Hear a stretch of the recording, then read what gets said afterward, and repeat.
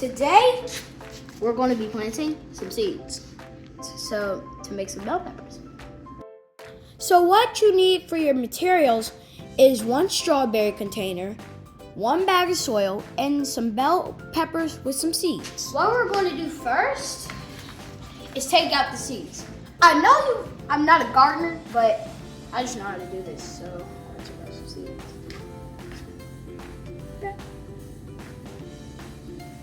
So on to the facts. Fact number 1, bell peppers are resistant to some pests and diseases. So next, I'm going to put this old strawberry container, the strawberries you've been eating. We're going to put the soil into this container. So I have a question for you guys. If Peter Piper picked a pepper, what color pepper would he pick? That brings us to fact number 2. Did you know that a green pepper is also the same as an orange, yellow, and red pepper?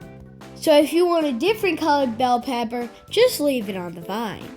So to answer the previous question, I guess the pepper that Peter Piper picked depends on when he picked it. Get it? Wow! Now you gotta do a couple holes into the soil. Okay. So, thing looks like chocolate. Alright, we have 6 holes. Next, you want to drop the seeds into your holes. These are all soily. Fact number 3. If you want to know if the bell pepper is a male or a female, flip it over.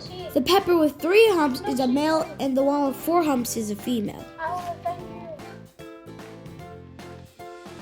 Next, we're going to cover the top of the holes. Bye, seedlings.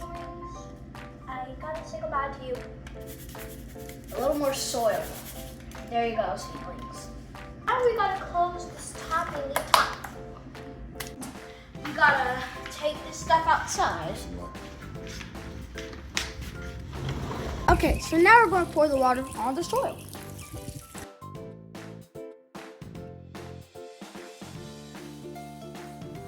We're going to close the top and it'll create a greenhouse effect.